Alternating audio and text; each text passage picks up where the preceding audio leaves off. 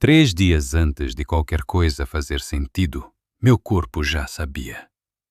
Não como um pensamento, não como uma intuição clara que você consegue descrever para alguém, mas como uma vibração baixa e constante debaixo da pele, como se algo dentro de mim tivesse começado a se mover sem pedir licença. Eu lembro que estava sentado na varanda de casa, café na mão, olhando para a rua completamente normal, de uma manhã completamente normal, e senti que alguma coisa estava diferente. Não lá fora, aqui dentro. Não era ansiedade. Eu conheço a ansiedade, sei como ela aperta o peito e acelera o pensamento. Isso era diferente. Era mais quieto, mais fundo. Como o som grave que você sente no externo quando passa um caminhão pesado longe, sabe? Você quase não ouve, mas sente. E eu fiquei olhando para aquela rua por uns bons minutos, tentando entender o que estava acontecendo, até que decidi que não estava acontecendo nada e fui lavar a xícara. Essa foi minha primeira reação: ignorar. E aposto que você também faria o mesmo. Porque o que eu estava sentindo não tinha forma, não tinha causa visível. Meu trabalho estava bem, minha vida estava no lugar, ninguém tinha morrido, nada tinha mudado.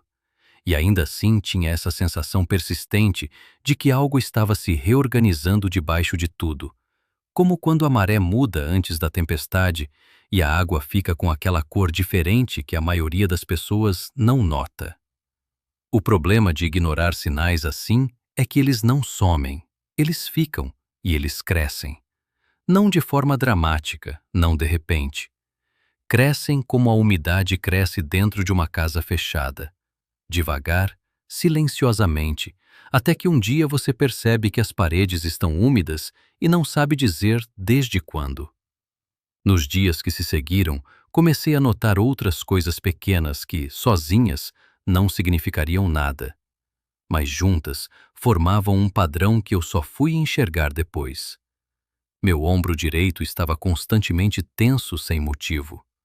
Eu fechava o maxilar durante o dia sem perceber, só notava quando tentava relaxar o rosto. À noite, em vez de desacelerar, minha cabeça acendia. E de manhã, quando deveria estar mais disposto, eu me arrastava.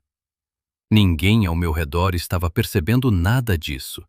E por que perceberiam?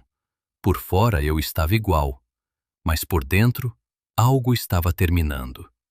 Eu ainda não sabia o quê. Se você está ouvindo isso agora e reconheceu alguma coisa nessas palavras, se você se lembrou de um momento recente em que sentiu essa mesma inquietação sem nome, então você provavelmente já está no meio desse processo também.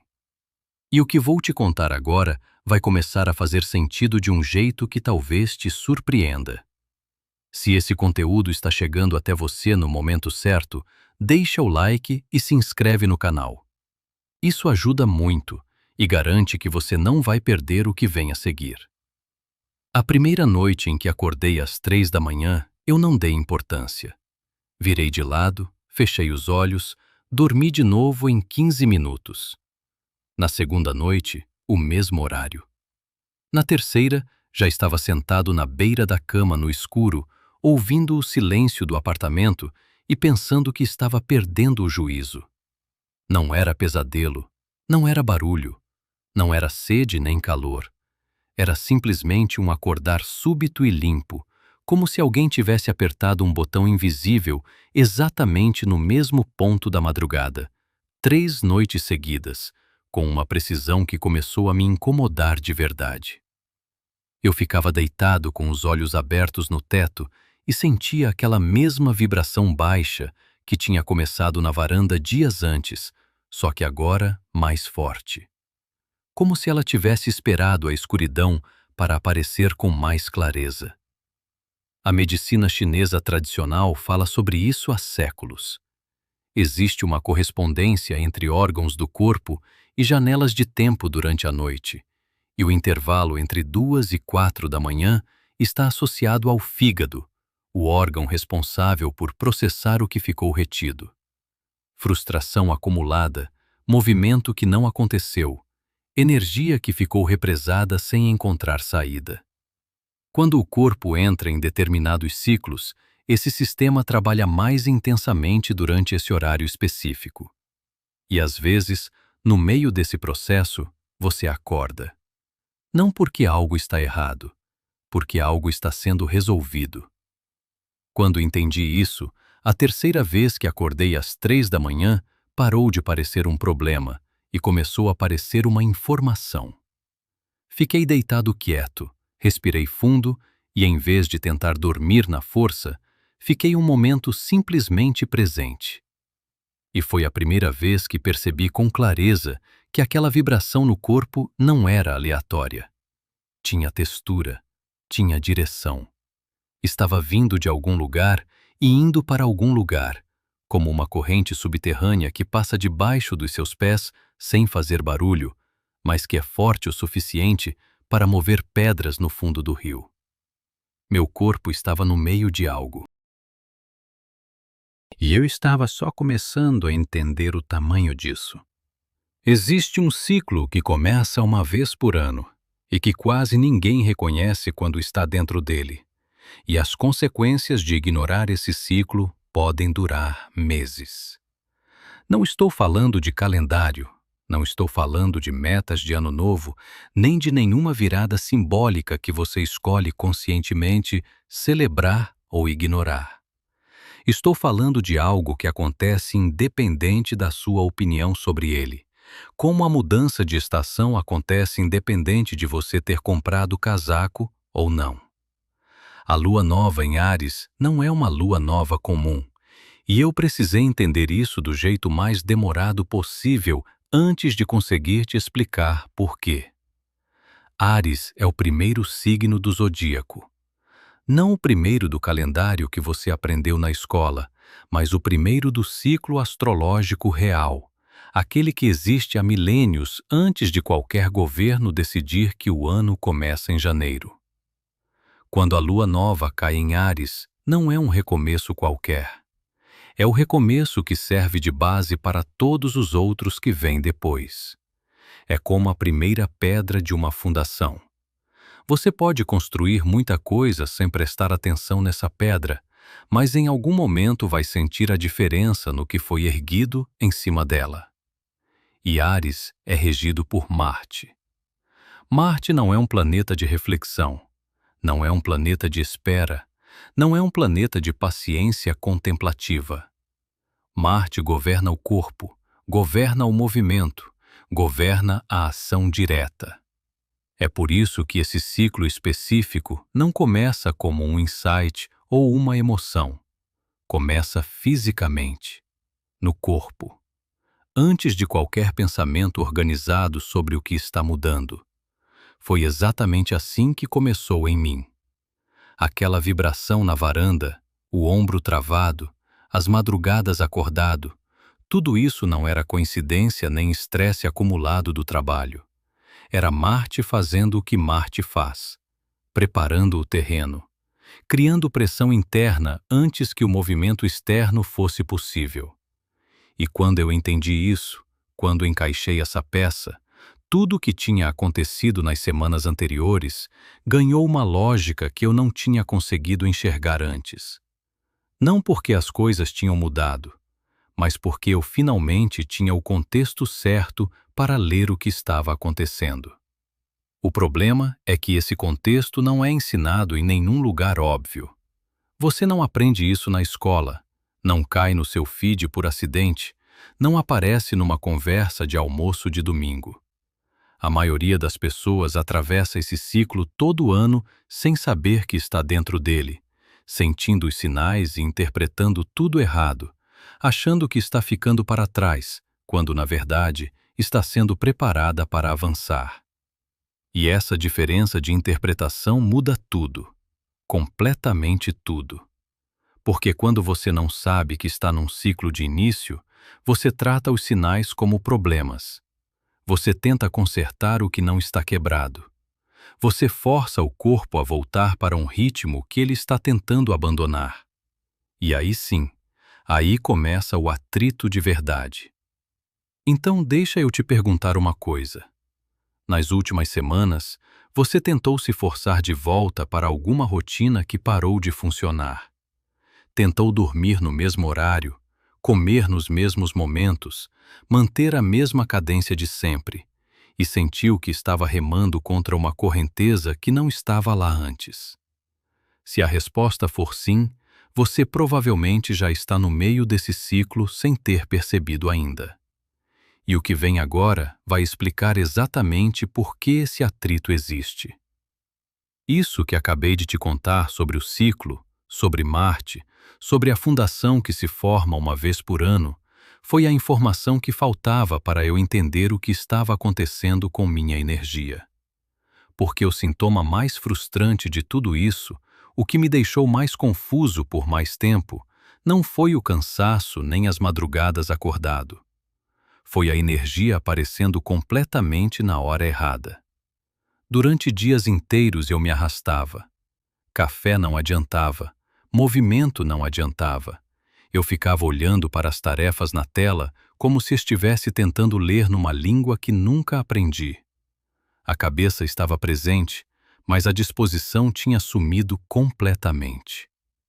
E aí, por volta das 10 da noite, quando o mundo desacelerava e eu deveria estar me preparando para dormir, alguma coisa acendia.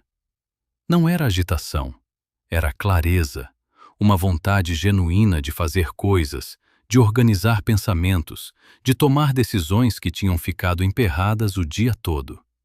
Como se meu sistema operacional tivesse 2 turnos e ninguém me avisou sobre a troca. No começo eu tentei ignorar. Depois tentei aproveitar. Ficava acordado até meia-noite resolvendo coisas, e no dia seguinte o ciclo se repetia ainda mais intenso. O cansaço diurno ficava mais pesado, a clareza noturna ficava mais nítida, e eu estava cada vez mais fora de sincronia com a estrutura que tinha construído para a minha vida. Foi quando parei de tratar isso como um problema de disciplina e comecei a tratar como dado. Meu ritmo interno não estava com defeito. Ele estava tentando me mostrar que a estrutura que eu seguia há meses não correspondia mais ao que era verdadeiro para mim agora. E quanto mais eu forçava o encaixe, mais o desencaixe ficava evidente. Isso não é fraqueza, não é falta de força de vontade. É o sinal mais claro que o corpo consegue dar de que algo mudou por dentro antes de mudar por fora. E o próximo sinal que apareceu foi ainda mais difícil de ignorar. Num sábado de manhã, eu fiz algo que nunca tinha feito antes. Fui até a minha poltrona favorita, aquela que fica do lado da janela com luz boa, aquela onde eu tinha passado centenas de horas lendo, tomando café, me sentindo exatamente no lugar certo. Sentei, fechei os olhos, respirei fundo e não senti absolutamente nada. Não relaxamento, não conforto, não aquela sensação de encaixe que sempre vinha automaticamente naquele lugar específico. Nada. Como se o espaço tivesse ficado igual, mas eu tivesse mudado de tamanho e não coubesse mais da mesma forma. Fiquei uns 10 minutos tentando forçar a sensação de volta. Mudei de posição, peguei o café, olhei pela janela, coloquei a manta que sempre usava. Nada funcionou. E aquilo me incomodou de um jeito desproporcional, porque não era só a poltrona. Eu comecei a perceber que a mesma coisa estava acontecendo com outras partes da minha rotina que antes funcionavam como âncoras. A playlist que eu sempre colocava para trabalhar havia meses parou de me colocar no estado certo. O cheiro do café da manhã que eu preparava sempre do mesmo jeito, aquele ritual pequeno que começava meu dia, tinha perdido alguma coisa que eu não sabia nomear. Até a rota que eu fazia para caminhar no fim da tarde começou a parecer mecânica demais, como percorrer um trajeto de olhos fechados sem registrar nada ao redor. E o mais estranho de tudo era que nada tinha mudado objetivamente. A poltrona era a mesma, a playlist era a mesma, o café era o mesmo. mas eu não era mais o mesmo de quando aquelas coisas tinham começado a funcionar. Isso é o que a maioria das pessoas não entende sobre estagnação. A estagnação não aparece como um problema óbvio. Ela aparece como um esvaziamento silencioso das coisas que antes tinham sabor. Você não acorda um dia odiando sua rotina. Você acorda um dia percebendo que está fazendo tudo no piloto automático, que os gestos estão todos certos, mas a presença sumiu, que você está ocupando os espaços, mas não habitando mais eles de verdade. E quando isso acontece durante um ciclo como esse que eu estava atravessando, não é sinal de que você precisa consertar sua rotina. É sinal de que você cresceu além dela. Que o que foi construído para uma versão de você já não serve com a mesma eficiência para a versão que está emergindo agora. Eu levei alguns dias para parar de tentar recuperar o conforto antigo e começar a simplesmente observar o que estava acontecendo. E quando parei de lutar contra aquela sensação de esvaziamento, percebi que ela não era vazia de verdade. Era mais parecida com aquele momento entre soltar uma coisa e pegar a próxima, quando as mãos estão abertas e livres, mas ainda não seguram nada novo. Um intervalo necessário que parece perda, mas é na verdade espaço sendo aberto. E esse espaço não ia ficar vazio por muito tempo. Algo estava chegando para preenchê-lo. Eu ainda não sabia o que, mas o corpo já estava se posicionando para receber. O que aconteceu depois foi o sinal que mais me confundiu de todos, e provavelmente é o que você menos esperaria ouvir nessa lista.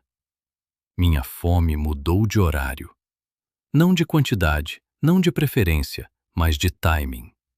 E de uma forma tão consistente e tão específica que ficou impossível de atribuir ao acaso depois da primeira semana. Eu sempre fui uma pessoa de ritmo alimentar estável. Café da manhã às 8, almoço ao meio-dia, jantar às 7. Isso funcionava há anos, sem nenhum esforço consciente. Meu corpo simplesmente pedia comida nesses horários e eu atendia. Era um dos poucos pontos da rotina que nunca tinha dado trabalho. Então começou.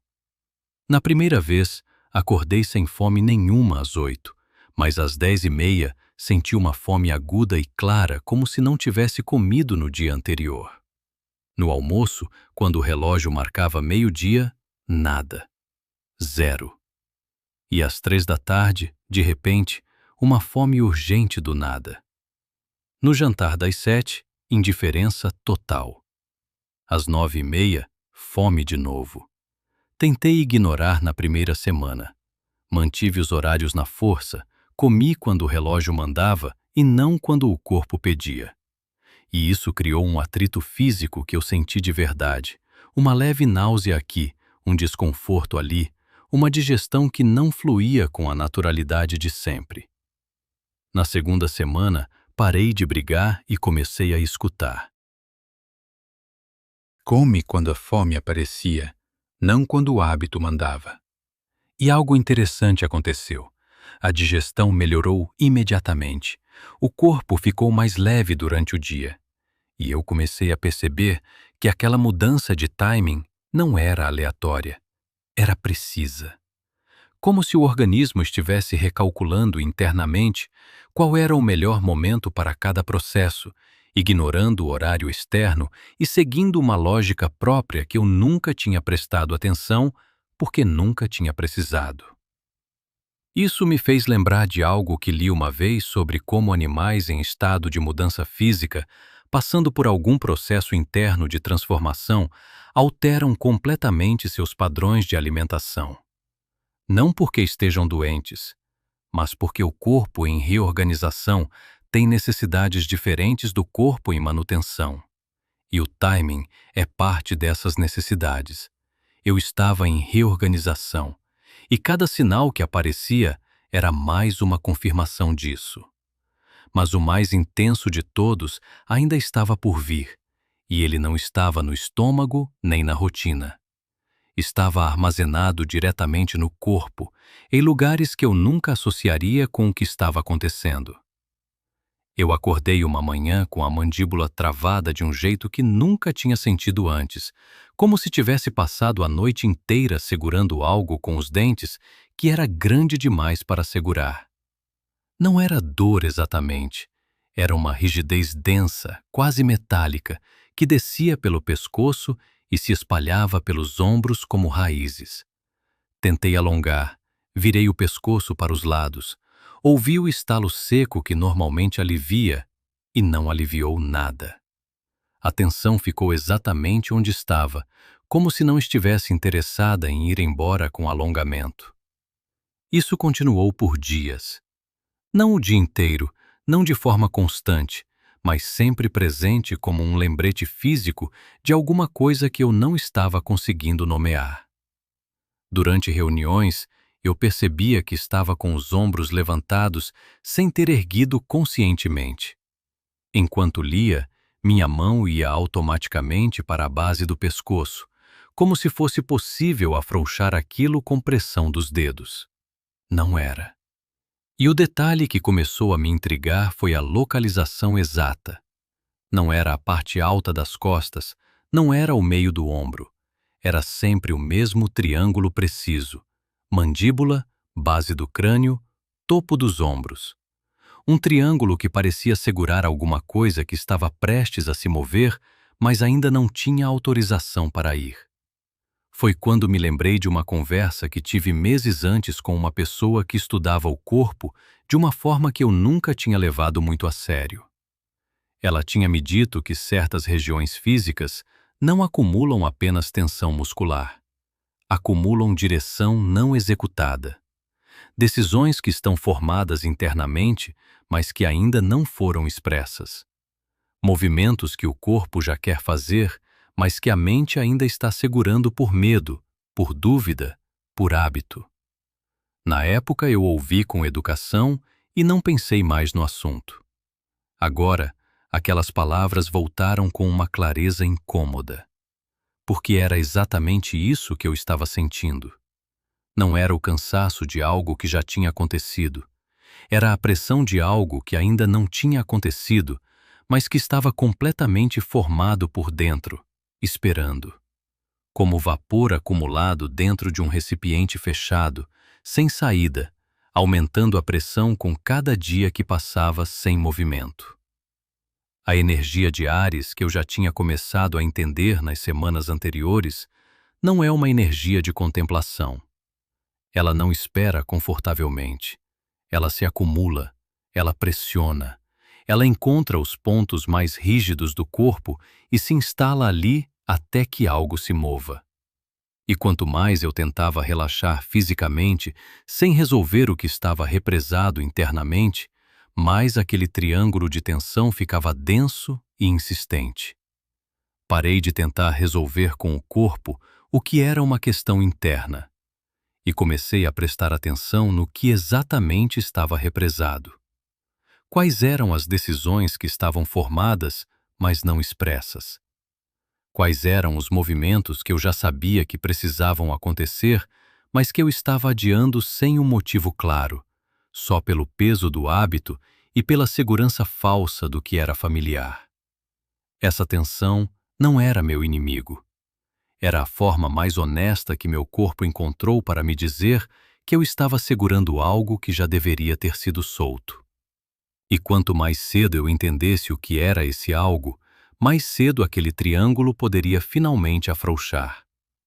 Mas antes disso acontecer, tinha uma última peça que eu precisava entender. E ela apareceu de madrugada, da forma mais inesperada possível. Eu já tinha falado sobre acordar às 3 da manhã nas primeiras semanas desse processo. Mas o que aconteceu depois foi diferente. Não era mais só acordar e ficar com o teto à vista por alguns minutos. Era acordar e sentir que alguma coisa estava ativamente se movendo dentro de mim enquanto eu estava parado na cama no escuro. Não é fácil descrever isso sem soar estranho, então vou tentar ser o mais preciso possível. Era como se o meu sistema interno estivesse passando por uma limpeza que eu não havia solicitado e não podia interromper. Uma espécie de reorganização que acontecia nos bastidores, fora do meu controle consciente, e que me acordava brevemente como efeito colateral. Como quando um programa pesado roda no computador em segundo plano e a tela trava por alguns segundos antes de liberar. Certa madrugada fiquei acordado por quase 40 minutos nesse estado. Não estava agitado, não estava com pensamentos acelerados, não estava com medo.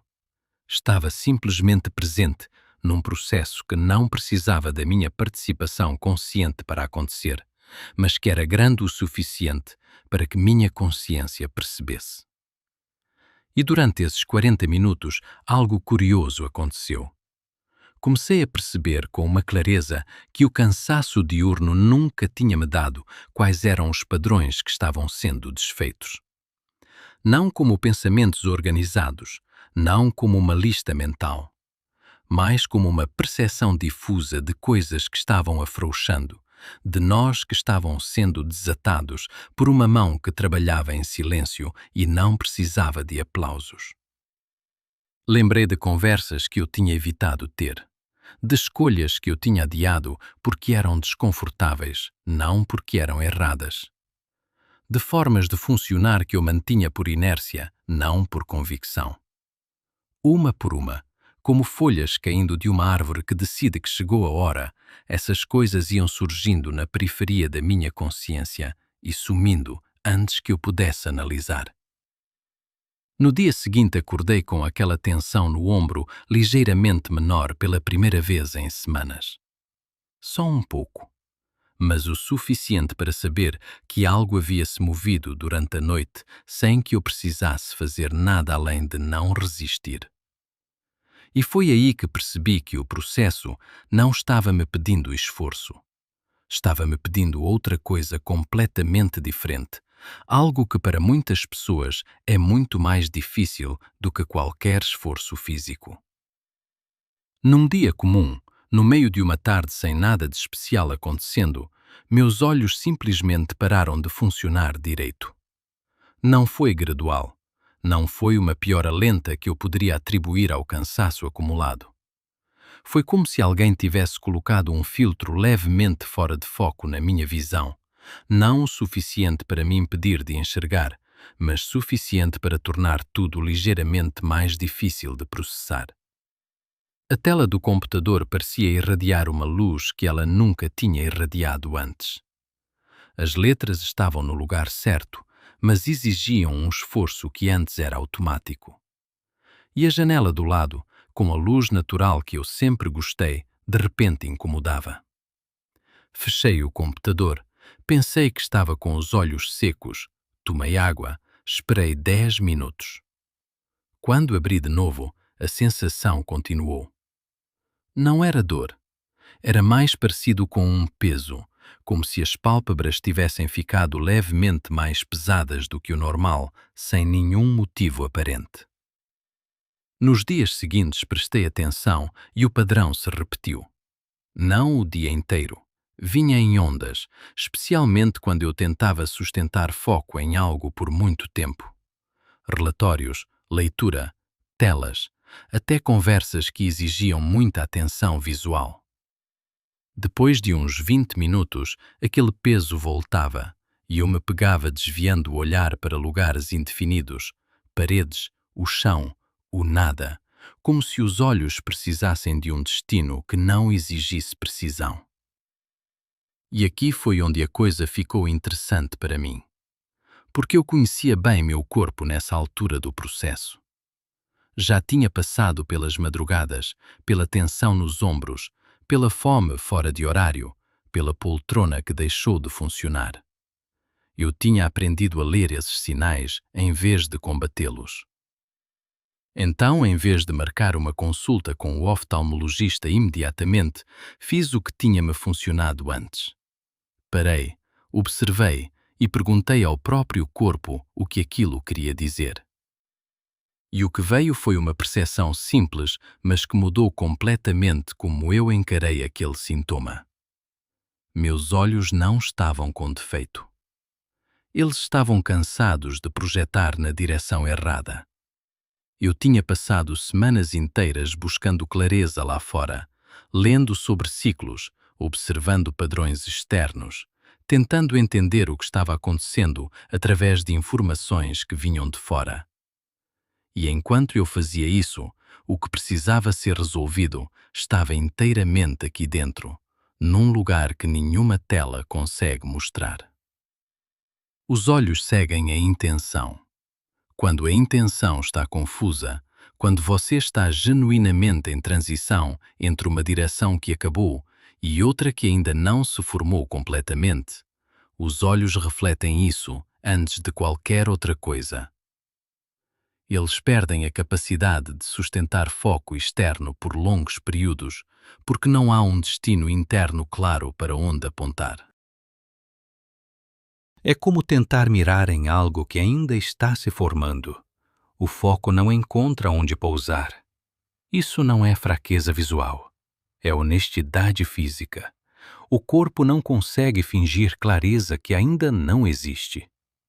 E, paradoxalmente, quanto mais eu tentava forçar o foco, tentava me concentrar na força, tentava não deixar que aquele incômodo nos olhos me atrapalhasse, pior ficava. Porque forçar foco externo quando o sistema interno está em ajuste é como tentar ouvir uma conversa importante enquanto coloca música alta. Você só consegue as duas coisas quando uma delas cede. Nesse caso, o que precisava ceder não era o processo interno, era a minha resistência a ele. E essa percepção, que parecia pequena na hora em que chegou, foi, na verdade, o ponto de virada de tudo. Porque foi a primeira vez que eu parei completamente de tentar gerenciar o que estava acontecendo e decidi simplesmente deixar acontecer. E o que veio depois disso foi algo que eu não esperava. Largar o controle de um processo que você não pediu para começar é uma das coisas mais difíceis que existe, e eu vou ser honesto sobre isso porque acho que muita gente subestima o quanto custa fazer isso de verdade. Não é uma decisão que você toma uma vez e pronto. É uma decisão que você precisa tomar de novo a cada momento em que o instinto de controle volta, e ele volta com frequência. O que me ajudou foi uma imagem que surgiu durante uma dessas madrugadas em que eu acordei sem motivo e fiquei simplesmente presente no escuro. Eu imaginei um rio passando por baixo do gelo no inverno. Por cima, tudo parece parado, rígido, silencioso, sem movimento visível. Mas por baixo daquela superfície congelada, a água está fluindo com toda a sua força, fazendo o trabalho que a água faz, desgastando bordas, abrindo caminhos, movendo coisas que precisam ser movidas. E o gelo não precisa fazer nada. Ele só precisa não tentar bloquear o que está acontecendo embaixo. Eu era o gelo, e o processo que estava acontecendo dentro de mim era o rio. Então parei de tentar forçar os olhos a focarem quando eles não queriam. Parei de forçar o sono quando o corpo estava acordado processando. Parei de insistir nos horários de fome que não faziam mais sentido. Parei de tentar recuperar o conforto da poltrona que tinha deixado de funcionar. E em vez de fazer tudo isso, fiz uma coisa só. Fiquei quieto o suficiente para perceber o que estava se formando. E foi ali, nesse silêncio que eu tinha resistido por semanas, que a primeira imagem clara do que estava chegando começou a aparecer. Não como um plano, não como uma decisão consciente, como uma temperatura diferente no ar, como quando você percebe que a estação está mudando não porque viu no calendário, mas porque o vento bateu diferente uma tarde e seu corpo soube antes da sua mente. Algo estava se aproximando. E pela primeira vez desde o início de tudo aquilo, eu não estava com pressa de descobrir o que era. Estava pronto para esperar o tempo certo, porque finalmente tinha entendido que esse processo não estava atrasado. Estava exatamente no ritmo que precisava estar. Na manhã em que a lua nova se instalou, eu acordei sem despertador pela primeira vez em meses, e a primeira coisa que percebi foi o silêncio diferente do quarto. Não era o silêncio pesado das madrugadas em que eu acordava no meio do processo. Era um silêncio limpo, como depois de uma chuva forte, quando o ar fica com aquele cheiro de terra molhada e tudo parece levemente recalibrado. Fiquei deitado por alguns minutos só respirando, esperando o peso familiar que tinha me acompanhado por semanas aparecer no peito. Ele não veio. Levantei devagar, fui até a cozinha, preparei o café do mesmo jeito de sempre e percebi algo que me fez parar no meio do movimento. Eu estava presente, não pensando no que tinha que fazer depois, não processando algo que tinha acontecido antes. Presente, ali, cheirando o café, ouvindo a chaleira ferver, sentindo o chão frio nos pés descalços. Uma coisa tão simples que deveria ser automática, mas que eu não havia conseguido fazer de verdade por semanas inteiras. O peso tinha ido embora durante a noite. Não de forma dramática, não com um momento de epifania ou uma decisão consciente. Simplesmente foi. Como quando uma música baixa de volume aos poucos e você só percebe que terminou quando o silêncio já está instalado há algum tempo. Aquele dia foi diferente dos anteriores em qualidade, não em conteúdo. Nada de extraordinário aconteceu. Eu trabalhei, comi, caminhei, dormi. Mas tudo tinha uma textura diferente. A névoa que tinha coberto meu foco durante o dia havia sumido. As decisões que tinham ficado emperradas por semanas começaram a se mover com uma naturalidade que me surpreendeu. Não porque eu tivesse mais informação do que antes, mas porque a resistência interna que bloqueava o movimento tinha se dissolvido. É difícil explicar isso para quem não passou por algo semelhante. A melhor comparação que tenho é a de um motor que ficou tempo demais em marcha lenta. Não estava quebrado, não estava sem combustível.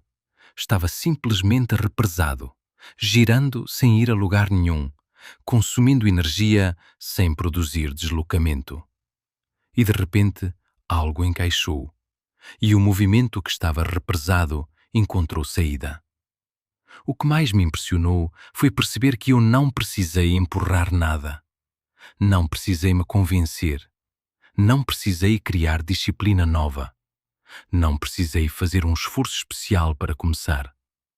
As coisas que eu precisava fazer simplesmente passaram a parecer naturais de uma forma que não eram há muito tempo. Como se a resistência que tornava tudo mais difícil tivesse cumprido sua função e agora estava de lado, deixando o caminho livre. E foi aqui que entendi algo sobre esse ciclo que eu não tinha conseguido formular antes.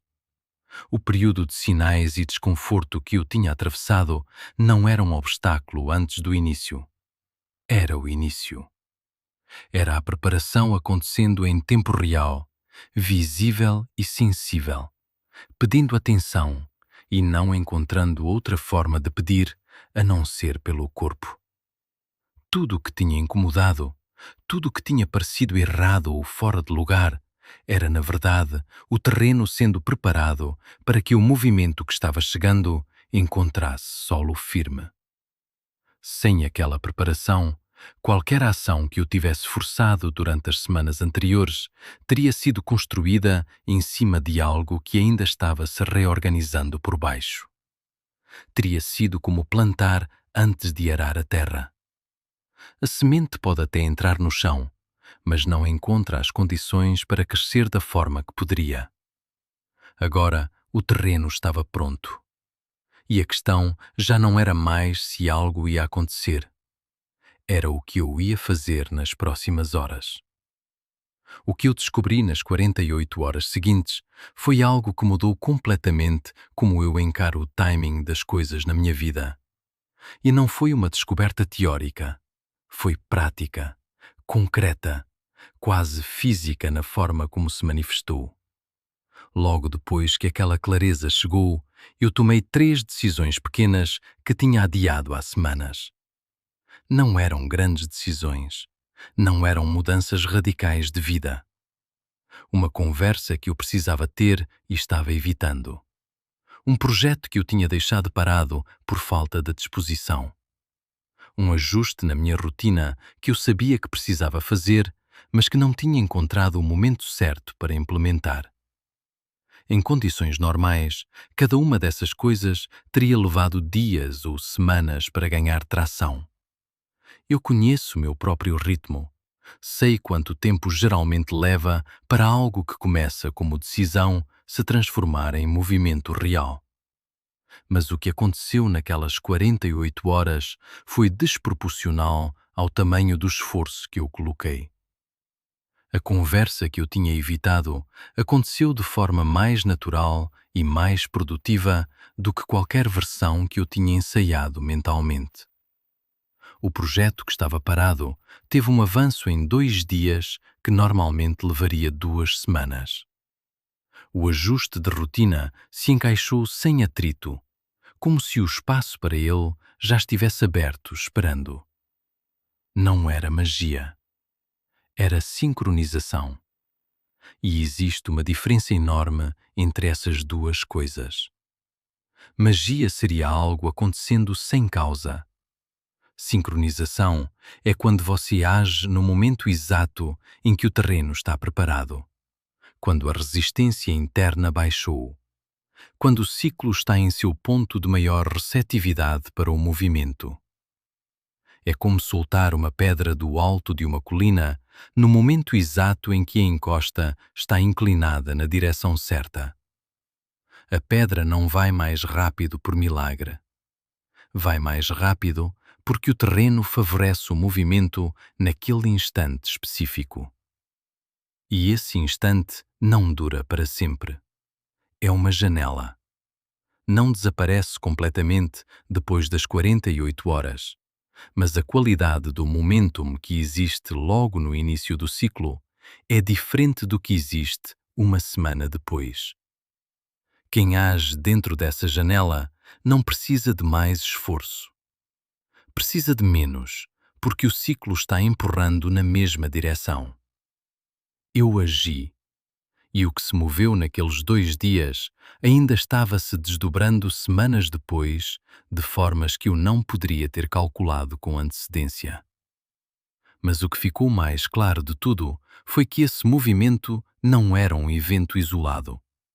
Era a abertura de algo que ia durar muito mais tempo do que eu imaginava. O que começou naquelas 48 horas não terminou em 48 horas. Essa foi a parte que eu não esperava e que demorei algumas semanas para entender completamente. Eu tinha agido, as coisas tinham-se movido com uma fluidez que me surpreendeu e eu achei que tinha chegado ao fim de alguma coisa. Mas o que eu descobri foi que tinha chegado ao início de um arco muito maior do que o que eu conseguia enxergar naquele momento.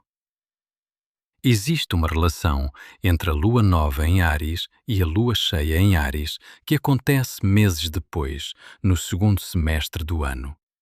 E essa relação não é simbólica, não é uma metáfora poética. É um ciclo funcional com começo, meio e fim. O que é plantado na lua nova emerge na lua cheia. Não de forma mágica, mas de forma estrutural, como uma planta que cresce de acordo com o que foi colocado na semente, não com o que você deseja que ela seja depois. O que eu tinha colocado em movimento naquelas primeiras 48 horas estava crescendo. Não de forma explosiva, não de um jeito que chamava a atenção. Crescia como crescem as coisas que têm raiz boa, de dentro para fora, de forma silenciosa e consistente. A conversa que eu tinha tido naqueles dias gerou um desdobramento 2 semanas depois que eu não poderia ter calculado. O projeto que tinha avançado continuou avançando com uma cadência que nunca tinha tido antes.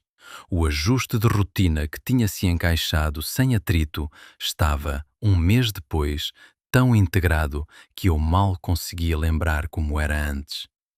E começou a ficar evidente para mim que as escolhas que fazemos no começo de um ciclo não são escolhas comuns. Elas têm um peso diferente porque carregam o momentum do início. São como a primeira pedra num dominó longo. Você não precisa derrubar todas as peças manualmente. Você só precisa que a primeira caia no ângulo certo. Isso me fez olhar para trás e perceber quantas vezes na minha vida eu tinha feito escolhas importantes no momento errado, quando o terreno ainda não estava preparado, quando eu estava no meio de um processo interno que ainda não tinha se resolvido e depois me perguntava por que as coisas não tinham o resultado esperado apesar do esforço. Não era falta de esforço, era falta de timing. E timing não é procrastinação disfarçada. Não é esperar eternamente pela condição perfeita que nunca chega. É aprender a distinguir entre resistência interna genuína, que é o sinal de que algo ainda está sendo preparado, e desconforto externo, que é apenas o atrito natural de qualquer movimento novo. A diferença entre as duas é sensível, mas é real. E quem aprende a sentir essa diferença para de desperdiçar energia empurrando portas que estão fechadas por dentro.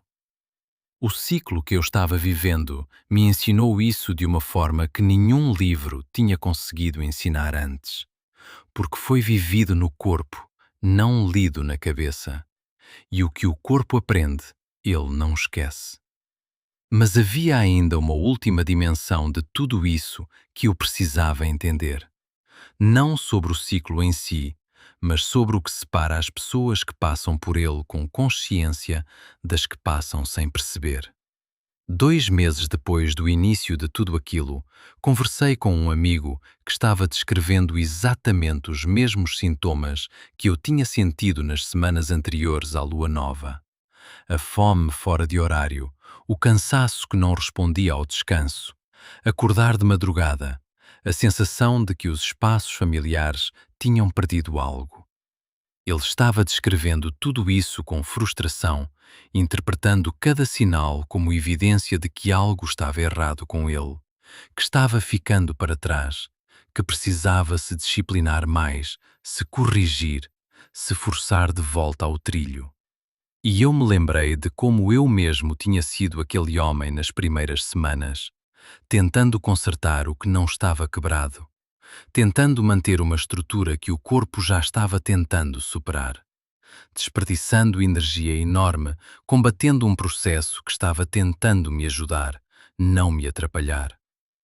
A diferença entre quem atravessa esse ciclo com clareza e quem atravessa sem perceber não é inteligência, não é disciplina, não é força de vontade.